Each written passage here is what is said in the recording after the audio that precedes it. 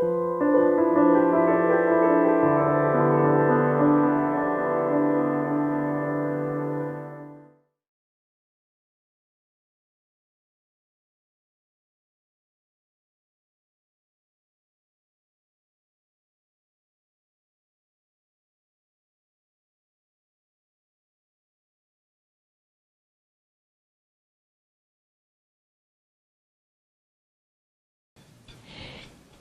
is with great pleasure that I introduce our speaker for today, a graduate of San Diego State University. Margaret Orrantia has spent her professional career working with Native Americans in both California and New Mexico as a direct service provider and an agency administrator, as a state and national advocate for the Native American community. Today she will dip into her many years of experience in this field and share reflections on social issues for Native American families in California. Please welcome Margaret Orrantia. I would like to begin my comments by saying that although I have been selected to receive this prestigious award, it isn't for or about me. I am one of many tribal people who have worked on behalf of tribal children and families in the state of California. I accept it for all of us in acknowledgement of the collective body of social work that tribal people have contributed to in the almost 34 years since the Indian Child Welfare Act was enacted. I also stand here humbly with the assurance that whatever I say speaks to my journey in doing this work, and I do not speak on behalf of any tribe or any group of people. I have been asked to speak on reflections on social issues for Native American families in California. In preparing for today, I asked some of my friends and colleagues what they would like to hear about in reference to the topic. One said, "Well, tell us about how you came to do this work." Another said, "Tell us what it was like when you first started working with the Indian Child Welfare Act and the tribal community in Southern California." The work was a journey, and it still continues. First, I am Yaqui and Mexican. I was born in a small town in northern Arizona.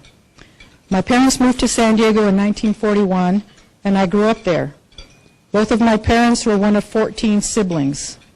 Our extended family is too numerous to count. We could truly populate our own village. In the town where they grew up, opportunities for education were limited, but somehow both of my parents graduated from high school. That was quite an achievement in the late 1920s and early 1930s. My father was on his way here to USC on a full scholarship when his mother became ill and had to be hospitalized. The only way for the family to pay the hospital bills was for my dad to work at the hospital for 2 years as a janitor. His dreams of going off to college and becoming an engineer were shattered. Although he didn't have the opportunity to fulfill his dreams for a college education, he and my mother made sure that their children did. My journey continued when in 1962, just after I graduated from college, I went with the first group of Peace Corps volunteers to Peru. I was assigned to the coastal city of Chimbote. With my fellow volunteers, we worked with the Food for Peace program, establishing feeding programs in the schools. By the time we left Chimbote at the completion of our 2-year tour of duty, we were feeding in excess of 6,000 children breakfast every day. Upon my return from the Peace Corps, I went to work as a social worker for the state of New Mexico in the small town of Raton. I had a huge and varied caseload. I was the designated adoptions worker for that office. I transported infants from the hospital to other counties. I did this transporting after work hours and usually on a Friday. I would take the infants to a child welfare office in another county, and I would turn them over to somebody I didn't know in the dark of night. I never knew what became of them. That's something I still remember. In 1966, I went to work at the Institute of American Indian Arts in Santa Fe, New Mexico. Young tribal people who wanted to become artists came there from all over the country. I was finally working in my own community. I worked in many capacities at the school as a counselor, as the administrator for one of the dormitories, as the dean of women, and finally as the director of student services. While at the school, I met and forged relationships with tribal people from all over the country, relationships that would follow me to my work in California. While at the school, I learned about working with large bureaucracies. The school was part of the Bureau of Indian Affairs. I learned how to accomplish tasks when the rules and regulations seemed fashioned to prevent it. I learned to be insistent and persistent, and I learned that every no could be turned into a maybe if you could find the right words to justify it. I became very good with words. I left Santa Fe in 1982 and moved back to San Diego because I wanted to help with the care of my elderly parents. I also wanted to take back my place in the family. I had been gone for 20 years. I started work at the Indian Child Welfare Consortium in 1984.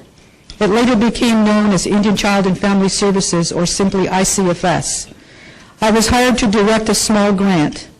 Within a few months, the director of ICFS resigned her position, and she recommended to the board that they install me as the interim director. I did not apply for the director position, so the staff who worked at ICFS submitted my resume and told me to show up for the interviews. Much to my surprise, I was offered the position and I accepted it. For those of us doing this work, this was a time of great excitement and exhilaration. We were in the forefront, and we could set the standard for how ICWA programs could operate in the future. Before continuing, it is important to put things within a historical context. For example, California has the largest population of American Indians of all the states in the country. California also has the largest number of federally recognized tribes except for Alaska. There are 110 federally recognized tribes in California. There are also approximately 43 unrecognized tribes, some of which are petitioning for recognition. San Diego County has the largest number of federally recognized tribes of any county in the country, numbering 18. California hosted 2 sites that were part of the Urban Indian Relocation Program, a federal program designed to entice reservation dwellers to major urban cities where jobs supposedly were plentiful. The plan was to teach relocated tribal members blue-collar skills and have them assimilate into the general population. The sites in California were Los Angeles and the Bay Area, including San Francisco and Oakland. Other sites throughout the country included Chicago, Denver, Seattle, and Minneapolis, to name a few. There were 2 large sites in California, which accounts for the significant out-of-state urban Indian population. What this meant for ICFS is that we had to consider the needs of children who were from out of state, as well as those children who were from our local reservations. I outlined the problem to our board, and they agreed that we should provide services to all the eligible children. From the outset, there was a difference of opinion between me and the Bureau regarding how they funded the ICWA programs. They used the reimbursement method. That means you spend the money first and then you can apply for reimbursement. This supposes that the programs had a local source of funds, which they didn't. Because I had worked for the Bureau for so many years, I knew that they could do quarterly advances. I also knew that they didn't do it because they didn't trust the ICWA programs to be fiscally responsible. My response was to call for congressional investigations of the Bureau office in Sacramento. There would be a mountain of paperwork to respond to, and I knew their operations would be audited and scrutinized. During this time, they got a new overseer for the ICWA programs. He and I had worked together in Santa Fe. He knew I had been responsible for administering millions of dollars in funds when I worked at the school. He asked me what I wanted in order to stop calling down investigations of his office. I told him that I wanted our program to be put on a quarterly advance basis immediately. He said he would do it on the condition that I not tell the other programs. I wouldn't promise that. Immediately after I got back to the office, I called the directors and informed them that ICFS was now on a quarterly advance basis, and they needed to let the Bureau know they expected to be on the same schedule. Within a very short period of time, this was so. In 1987, the Bureau began to defund urban programs. They included ours, thinking that we were an urban program. I quickly appealed the withdrawing of funds for our program to the Bureau in Sacramento, the Bureau in Washington, D.C., and I also let our congressional delegation, as well as the Senate Select Committee on Indian Affairs, know of this indefensible injustice. Soon I was notified not to close our doors, not that I intended to, that the appeal process was underway and that it looked good for us. A staff member from the Bureau of Indian Affairs in Washington, D.C. was sent to audit our program along with our man in Sacramento. Two of my staff and I took the two representatives from the Bureau on a one-day whirlwind tour of San Diego and Riverside. We took them to foster homes in both counties so they could experience how diverse and far-flung our service area was. They saw that our foster homes were on reservations, and the children placed there were tribal children from local and from out-of-state tribes. I introduced them to my predominantly tribal staff, all of whom were qualified to do the work. We heard shortly after the visit that our funding had been restored, including additional funds, bringing our funding to the maximum a program could receive. Our relationship with the Bureau improved because in the course of a few years we had built a program that was viewed as a model for how ICWA programs could be designed and run. My staff, my board of directors, and I took a program that had been closed down for failing to pay their payroll taxes and built it into a program that became a state-licensed foster family and adoptions agency, the only tribal program of its kind in the state of California. We cooperated with the other ICWA programs who also wanted to become state-licensed. We shared with them our program statements, forms, the foster parent training we developed, and any other resources that would help them. The ICWA programs in Oakland, Toyabe in Inyo County, and the ICWA program in Los Angeles also became licensed foster family agencies. In addition to our struggles with the Bureau, we had parallel struggles with the state. ICFS was licensed as a foster family agency but had not applied for a rate. One of the first things I did was apply for that rate. We had a handful of certified homes on the reservations that received their foster care payments through the county. ICFS did not receive any state funds to pay for the work we performed. During this period, we were also in the process of locating the Indian children that were in the foster care system. We began to get calls and inquiries from family members who knew their relations were in care and not in Indian homes. We were also recruiting and certifying foster homes on the reservations. We had continuing battles with county personnel who refused to acknowledge that we were qualified for this work. County workers were instructed not to share documents with us because they contained sensitive information, and they were not convinced that we could keep this information confidential. We were viewed with suspicion and mistrust. There were also problems with the courts. Although the Indian Child Welfare Act makes it clear that we have standing in court as representatives of the tribes we serve, we were often denied the ability to make recommendations. When we went into court, everybody had a name: the attorneys, the court staff, the county social workers, and when we made our appearance, we were greeted with, "Here come the Indians." This changed when a new presiding judge of the Juvenile Dependency Court in San Diego was installed. His name was Napoleon Jones. He was an African-American man of great compassion. When he saw and heard how we were treated, he made it a rule that we would receive all court documents for our children. He also ruled that the court would consider recommendations we made regarding the cases. He also ruled that no proceeding would occur unless there was a representative from our agency in court. And he made it clear that we were to be addressed by our names and titles, just as any other person was in his court. In the meantime, we had new problems with the state. They were unhappy that they had to pay us for our work. The state decided that our agency had to apply for a non-treatment rate, and we would not receive the administrative rate to pay for our social workers or for our facility, but that we would continue to provide the same services. We fought this move. After months of struggles, the state folded and did not apply the non-treatment rate to our agency. At this time, we also applied for an adoptions license. While cases were in reunification, we were able to make placement and other recommendations for our children.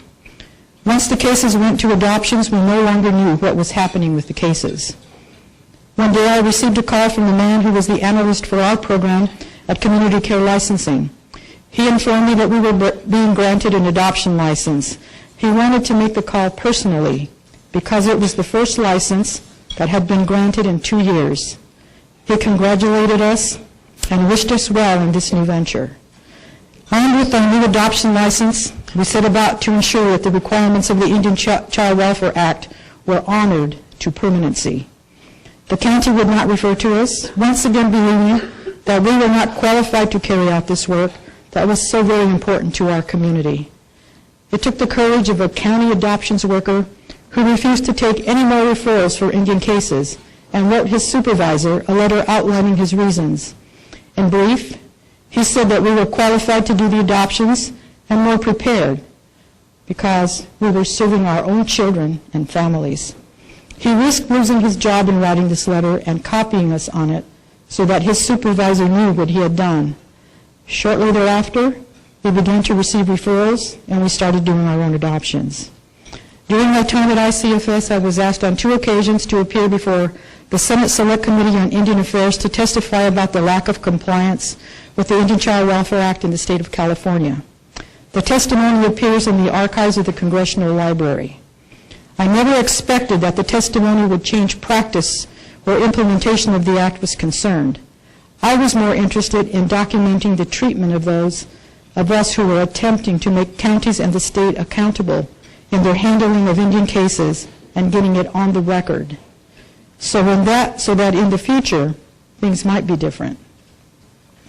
The accomplishments of which I was most proud while at ICFS were the development of a model program for delivering ICWA services to both reservation-based and urban-dwelling tribal children and families, building an excellent team of staff, most of whom were tribal.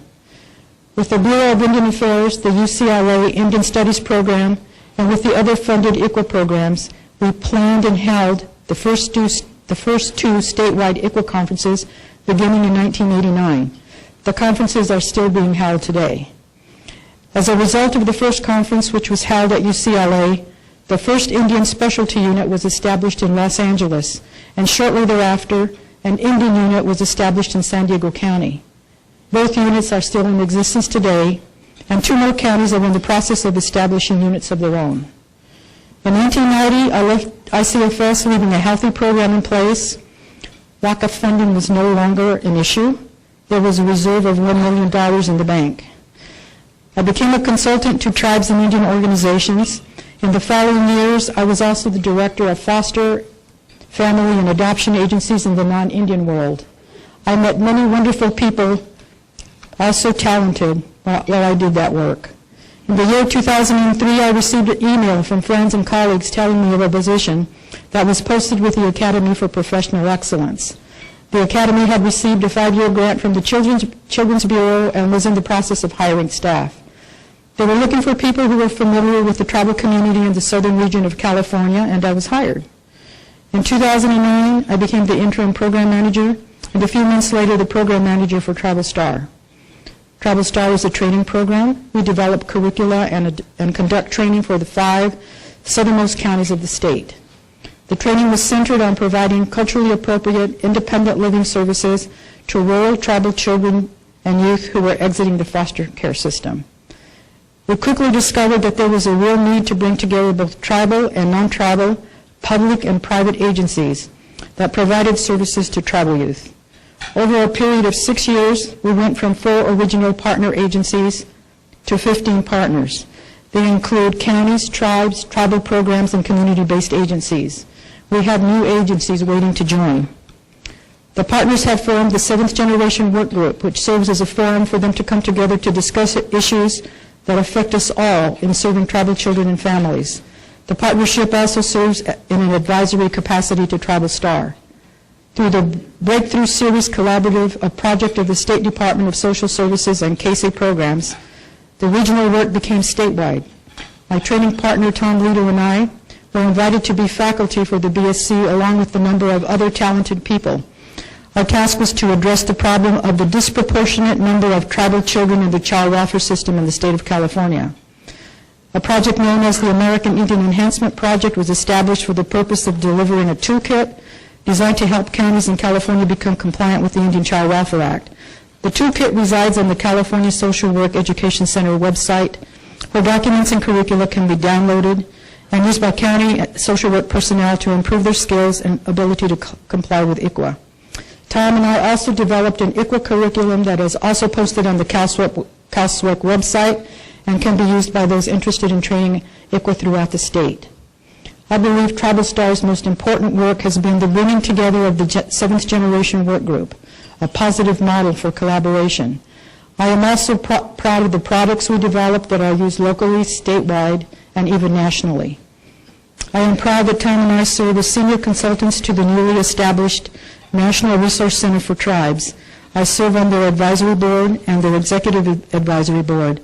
This association allows us to travel throughout the country, learning about issues that tribes and tribal programs encounter while trying to provide social services to their members.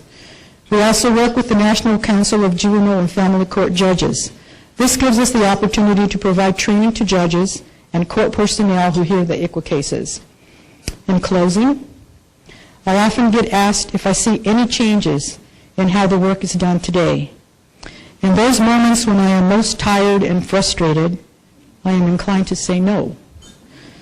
The truth is that communications between the California State Department of Social Services and tribal ICWA programs have improved. The statewide ICWA work group, which includes tribal ICWA directors, meet on a quarterly basis. Tribal input is sought in discussion of new legislation or initiatives.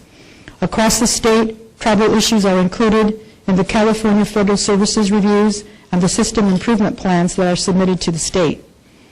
Tribal courts in the state of California are hearing ICWA cases and sometimes taking jurisdiction so that cases are no longer in the public child welfare system. Tribes are exercising tribal sovereignty and taking care of their own children in a culturally and traditionally appropriate manner. State courts have a great impact on ICWA cases. Los Angeles has one court that is dedicated to ICWA cases. The judge and all the court personnel are trained in the requirements of the Act, ensuring that compliance is achieved. The Council of State Court Judges in California has established a forum that brings together state and tribal court judges.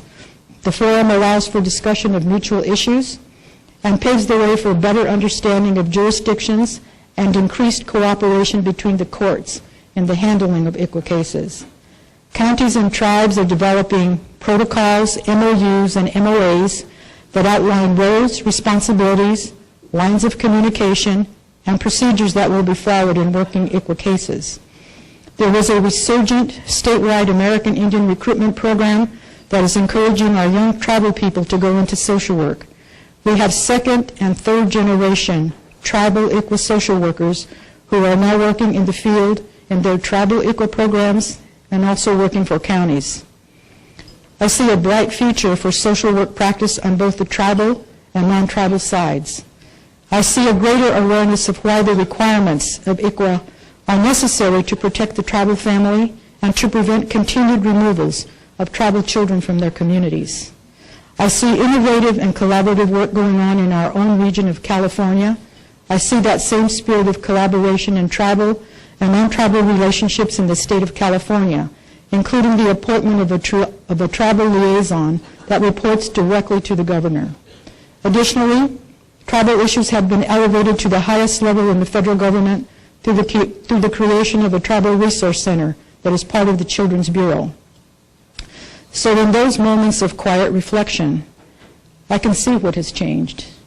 In the past, when we walked into meetings, the lines were drawn, and somebody or some group of people were going to be the villains, and the outcomes would be constrained by those adversarial relationships.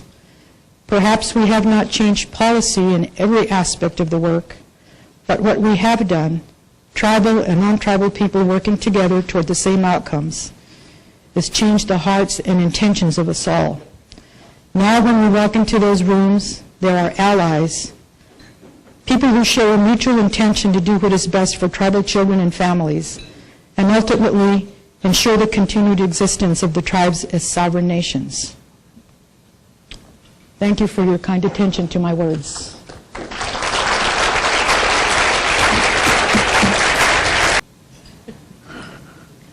It seems as though there were a variety of times when you looked at a situation and said, this is not fair, this won't do, and you said no, and you got what you wanted. Was there any kind of recipe in how you followed up with that no?